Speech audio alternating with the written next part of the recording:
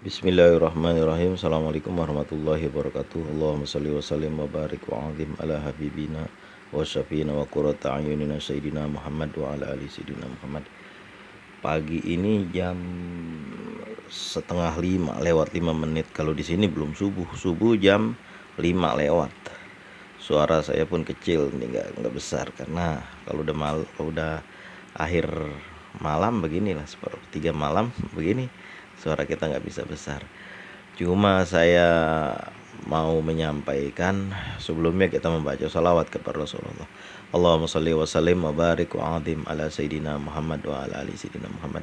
Ya Nabi salam alaika, ya Rasul salam alaika, ya Habib salam alaika, salawatullah alaika.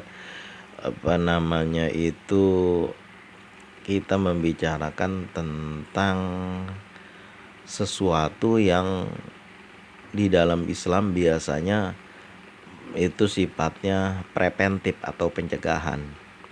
Kalau di dalam dunia kesehatan Islam, preventif yaitu pencegahan. Sebelum terjadi udah dikasih tahu ini akan begini berdasarkan pengalaman para dokter Islam zaman dulu. Tapi dalam Al-Quran pun ada beberapa yang dijelaskan, misalnya seperti wala taqrabu zina innahu kana fahisyatan wa sa'a sabila. Nah, ini rumah tangga jangan deketin di zina, bukan zinanya dulu tapi deketin. Iseng-iseng yang udah berumah tangga, iseng-iseng main-main dengan cewek, lama-lama jadi ke bawah. Emang udah banyak ceritanya. Akhirnya timbullah pelakor di belakang hari, ujung-ujungnya sampai besarnya akhirnya terjadilah perceraian. Itu dari awal udah dilarang. Wala taqrabu zina, jangan deketin zina. Ya pengantar kepada zina. Iseng-iseng ada cewek digodain. Lama-lama jadi, terutama di media sosial. Lah kesehatan juga begitu. Masalah ekonomi juga begitu. Terutama bisnis-bisnis yang berkaitan dengan spekulasi tinggi. La taqor disebutnya itu di dalam Al-Quran, innamal khamru wal maisiru wal ansabu wal azlamu rijsun. Sungguhnya arak, khamr itu untuk kesehatan. Berjudi, mengundi nasib dengan panah, rijsun, perbuatan setan. Pajatan ibu, jauhi dulu itu. Nomor 1 itu yang disuruh jauhi.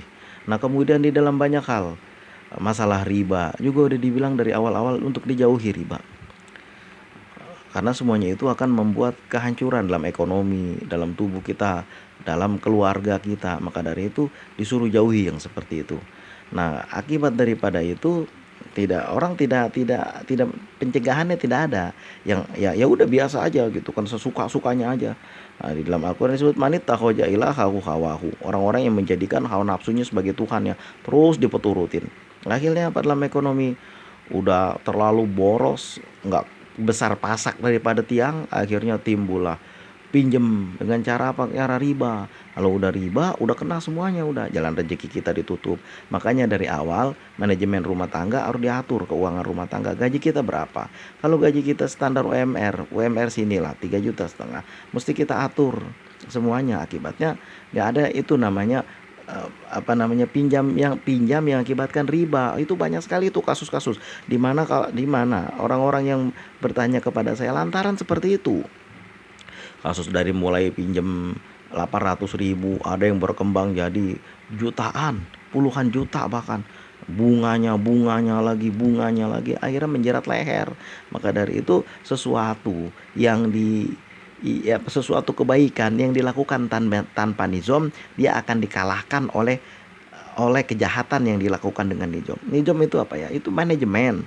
Sesuatu kebaikan tanpa manajemen. Rumah tangga kan baik, tapi tanpa manajemen. Pernikahan baik tanpa manajemen. Udah keluarin aja sebanyak-banyaknya, akhirnya meminjam. Kalau udah meminjam, leher kita udah terjerat. Karena udah banyak kasus yang seperti itu. Maka dari itu, kalau misalnya orang baik-baik seperti Bilal dulu contohnya. Bilal dulu pernah meminjam juga pada orang Yahudi. Ketika itu Bilal, bayar utangmu. Kalau enggak nanti saya jadikan, kalau bahasa kita mantar lu gue jadiin budak lagi kalau enggak bayar. Akhirnya Bilal pada malam hari melapor kepada Rasulullah, ya Rasulullah, saya mau keluar dulu ke suatu tempat, nanti kalau engkau butuh tolong panggil saya, nanti saya datang. Mau kemana Bilal? Gini ya Rasul, saya ini berutang sama orang Yahudi. Dia mengancam saya. Jadi saya mau cari usaha. Kemudian menjelang subuh datanglah pertolongan Allah. Apa itu? Rupanya di jalan waktu malam itu masih rombongan pilah dari raja-raja yang bersimpati kepada Rasulullah, pada Islam, memberi hadiah kepada Rasulullah. Apa itu? Berbagai macam bahan makanan, bahan macam-macam lah itu. Lalu Rasulullah panggil Bilal. Au kama qala Rasul, Bilal nggak usah pergi. Au kama qala Rasulullah, ini udah ada pertolongan dari Allah. Malam itu juga langsung dalam pertolongan Allah. Lah kalau Bilal itu iyalah sahabat Rasulullah, beliau dekat dengan Allah. Apa namanya, bunyi suara sendalnya aja, kalau zaman dulu kan sendal terompah kayak sendal orang orang apa namanya tuh, terompah, adu bakyak, peletok peletok, itu bunyi kedengeran di surga. Bilalnya masih ada di sini, masih hidup. Itu Rasulullah bersabda seperti itu. Au kama qala Rasul, ketika beliau Isra Mi'raj mendengar itu suara terompahnya Bilal itu di surga. Nah itu orang-orang seperti Bilal itu dekat dengan Allah. Pertengahan Allah gampang lah. Kalau kita ibadahnya juga perhitungan, capek aja baca sholawat Jibril, bukan dari Allah, bukan dari Rasulullah. Kemana ibadah kita perhitungan? Menyebut nama Allah, menyebut nama Rasulullah, dibilang capek lah, ngapain bukan dari Allah? Nggak ada kaitannya dengan Allah. Bisa aja berbicara dengan kebodohan. Itu menyebut nama Allah, bukannya itu. Ala bizikrillah tatmainnul qulub. Ketahuilah dengan menyebut nama Allah, zikir kepada Allah, hati menjadi tenang. Pahala insya Allah dapat. Capek lah, itu ibadah-ibadah seperti itu, ibadah perhitungan. Kalau nggak ada untungnya nggak jadi. Nah, nggak mau ngerjain. Nah, seperti itu. Makanya kita kan dari jauh-jauh urusan ekonomi rumah tangga, anak-anak sekolah, semuanya ada perhitungan. Kagak usah dipaksain anak untuk masuk sesuatu yang dia nggak lulus dalam tes. Ya walaupun tes juga nggak objektif banget. Banyak banget itu yang tes nggak objektif, banyak banget itu. Bukan 1, 2, 3 yang lapor, udah banyak banget. Banyak juga, tetapi kalau dia nggak lulus nggak usah lah. Misalnya ujian masuk perguruan tinggi negeri nggak lulus, ya mau untuk apa masuk ke situ lagi? Kita udah tiga kali coba, 2 kali coba kalau sekarang. Kalau dulu 3 kali zaman saya. 2 kali coba, kalau ya udah, untuk apa kita bayar? Nanti ke depannya itu nyusahin kita, nyusahin anak di depan karena nggak sanggup ngikutin pelajarannya. Bukan itu. Untungnya untuk apa sih? Akhirnya apa nih? Akhirnya pinjaman. Makanya dari itu, kalau istri kita anak-anak pertama lahir, persiapkan itu. Apa yang dipersiapkan ya Bang? Persiapan dananya untuk lahir. Kalau zaman sekarang kan, kalau di sini orang lahir nggak bayar ya, gratis, karena ditanggung pemerintah Aceh. Apalagi dulu ya, dulu berapa tahun lalu itu, kalau ibu-ibu lahir, kalau di kota Banda Aceh, ibu-ibu hamil ya, ada, kalau nggak salah, ada semacam uang yang dikasih sama pemerintah kota Banda Aceh. Kalau nggak salah saya, memang iya rasanya itu. Itu ada bantuan dari pemerintah kota Banda Aceh, khusus masyarakat kota Banda Aceh aja. Nah itu ada bantuan dari pemerintah. Ya buat orang yang punya nggak usah ngomong ginian. Ini buat orang yang mereka kesusahan, untuk orang yang fakir dan miskin. Fakir itu apa sih? Orang yang nggak cukup makannya, untuk hari ini nggak cukup, nanti sore nggak cukup. Miskin juga begitu. Orang yang ada pekerjaannya tapi nggak cukup untuk dia. Ya cukup bukannya berarti orang miskin dapat bantuan dari pemerintah. Rumahnya ada, TV-nya juga, display ya, layar besar, kendaraannya juga, motor apa tuh yang ya payah kalau kayak gitu. Itu namanya bohongin pemerintah yang kayak gitu. Makanya banyak banget kan nggak tepat sasaran kayak gitu, masyarakatnya nggak jujur, dikirain dengan cara nggak jujur itu kita dapat. Ya memang duit dapat barangkali dengan cara menipu pemerintah, tapi ujung-ujungnya berkahnya nggak ada, seperti yang kita udah bahas di atas. Maka dari itulah, semuanya nih, terutama dalam manajemen rumah tangga, ke ekonomi rumah tangga, berapa gaji pendapatan bapak? Ibu nggak kerja katakanlah, oke. Ibu kerja, oke. Berapa? Biasanya kalau ibu nggak mau dihitung dia, karena pendapatan ibu untuk dirinya sendiri. Kalau dia bantu keluarganya itu sedekah. Ya, para suami ini, berapa pendapatannya dihitung dengan baik, dengan manajemen. Kalau tidak ada nijom, hancur. Ujungnya apa? Ujungnya nanti galbay lah, pinjol lah, segala macem lah itu. Yang ujung-ujung apa? Bang, apa bacaannya? Karena saya banyak utang sama utang riba. Ya itu dari awalnya. Dari awalnya nggak dijaga. Apa penyebabnya? Ada dari suri buku Yusuf Mansur itu. Cari penyebabnya, akan kita tahu jawabannya. Nah itu, kalau caranya untuk kebutuhan konsumsi yang misalnya kan beli suatu barang yang kalau nggak ada dia juga nggak apa-apa, kita maksain, ya payah kalau kayak begitu. Ujungnya nanti kena tuh. Makanya kan sesuatu yang binijom. Maka dari itu, ini bagian daripada perluasan dari konten ini adalah manajemen keuangan rumah tangga. Karena ada kaitannya juga dengan ini. Akibatnya apa? Akibat berutang apa? Udah pusing, udah cari bacaan apa bang, sholawat apa bang, udah dibaca dengan terburu-buru, habis itu pengen banget, pengen dapat, akhirnya kok nggak banyak, udah banyak banget nggak dapat-dapat. Ya itu karena ditunggu, sesuatu yang ditunggu dan dikejar itu susah, nanti kita akan tertekan dengan diri kita sendiri. Karena saya dulu udah ngalamin ketika saya butuh banget gitu kan, saya tuh kok belum dapat juga, gaji belum masuk juga, setiap jam saya tengok gitu. Itu kalau kita butuh seperti itu, apa itu yang udah kelihatan gajinya tuh. Apalagi yang keyakinan kita terhadap pertolongan Allah kurang dan ibadah kita perhitungan, ya semakin parah, semakin susah kalau kayak gitu. Kok belum ada pertolongan Allah, kok belum ada pertolongan Allah. Nah itulah kenapa, karena kitanya ini terlalu nggak melakukan manajemen di awalnya. Begitu udah kena, udah ditekan untuk bayar, baru udah kita cari amalan ini, amalan apa, kemudian apa namanya, dosanya terlalu banyak, ribanya terlalu banyak, jahat dengan keluarga terlalu banyak. Akhirnya apa, lambat dapat pertolongan, udah marah-marah sendiri. Untuk apa baca salawat, nggak ada gunanya. Itu maka talu. Dari itu orang yang apa namanya, zikir kepada Allah, menyebut nama Allah.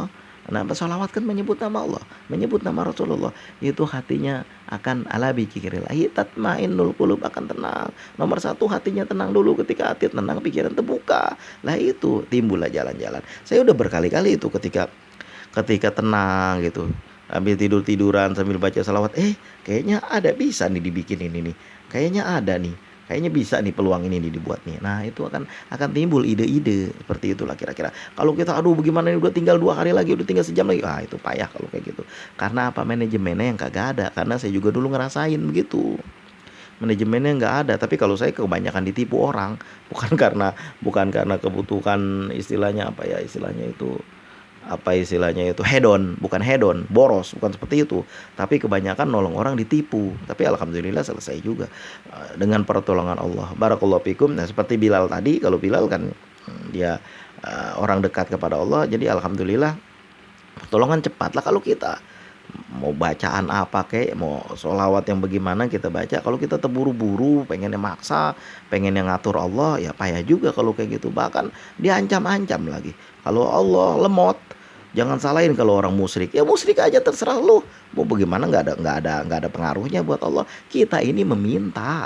Maka dari itu posisi kita di bawah dan salahin diri kita sendiri. Kenapa? Karena kita suka sekali amburadul, nggak manajemennya nggak ada.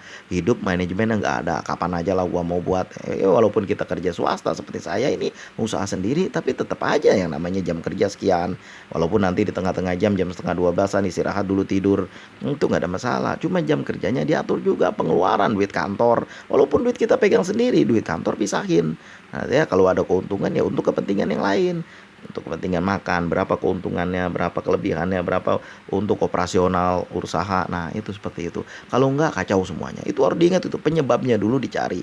Nanti masalahnya akan selesai. Udah kepepet baru udah akhirnya apa, gali lubang, tutup lubang, pinjam lagi, ya kagak beres-beres. Sumber-sumber pencarian juga dicari. Nah inilah fungsinya doa, fungsinya salawat, memohon kepada Allah, ya Allah dibukakan pintu jalan buat saya, karena Allah maha pembuka rezeki, maha pemberi rezeki. Kalau kita mohon kepada Allah, insya Allah dibukakan Allah jalannya. Nah begitu, bukannya sholawat dijadikan mantra supaya turun duit dari langit, bukan seperti itu. Nah begitulah. Barakallahu fikum, mudah-mudahan ada manfaatnya. Inilah perluasan dari konten yang masih ada kaitannya, yaitu dengan manajemen keuangan rumah tangga. Ini yang kadang-kadang terutama ibu-ibu ini kacau. Ini kan Ustadz, ini mahal, itu mahal. Iya, semua mahal. Apalagi di sini luar biasa. Tempat tidur yang saya beli dulu nih, zaman dulu waktu tahun 2004 lah, saya beli 800 tempat tidur itu yang spring bed yang nomor 2 dulu tahun itu. Kalau sekarang ya udah 20 tahun lebih kan. Itu di sini udah 3 juta. Bayangin coba, di sini mahal barang-barang itu. Sabun dulu di Jakarta saya beli pada tahun itu, di bawah tahun itu, tahun 1998, 99 saya beli sabun di Jakarta sekitar harganya 700, di Banda Aceh 800, di Sabang itu 1.200 harga sabun mandi itu dulu itu. Yang gambar pepaya itu. Nah, itulah karena semuanya mahal. Memang seperti itu karena semakin meningkatnya disebutnya itu inflasi, maka barang-barang juga akan naik. Tergantung kita mengatur manajemen. Ada orang yang dia akhir-akhir bulan pun tetap aja biasa-biasa aja karena pengaturannya dari awal. Jangan bulan besar, bulan kecil, tanggal kecil, makan kecil, bulan besar, tanggal besar, makan besar. Nah, itu kan ada lagu Benyamin itu. Nanti besok bisa pergi ke rumah gade gara-gara kebanyakan pengeluaran. Ada lagunya Benyamin itu. Nah, seperti itulah kira-kira gambaran. Orang dulu juga udah ngasih tahu, kita hanya aja ya. Apalagi hidup zaman sekarang, yuk jalan-jalan yuk. Nanti kita bukannya kagak boleh, tapi ukur dengan kemampuan. Nanti ujung-ujung khawatirnya nanti akhirnya apa? Pinjaman. Kalau udah pinjaman bunga. Kalau udah bunga udah pas pusing kepala ada. Mau kerja susah, mau ngapain susah karena bentar-bentar ditelepon, bentar-bentar ditelepon. Ada itu. Yang jangan seperti itu. Sampai-sampai kerja kita pun mau diatur sama dia. Jumlah pendapatan kita pun dia mau tanya berapa. Nah, jangan seperti itu. Nggak ada itu yang seperti itu yang membantu, nggak ada. Yang ada yang sarahin kita. Barakallahu fikum, mudah-mudahan bisa diambil manfaatnya buat saya dan buat kita semua dan jadi bahan apa ya? Ya jadi bahan pertimbangan lah kita untuk bergerak masalah ekonomi ke depan. Barakallahu fikum, mudah-mudahan ada berkahnya. Allahumma sholli wa sallim wa barik ala sayyidina Muhammad wa ala ali sayyidina Muhammad. Assalamualaikum warahmatullahi wabarakatuh.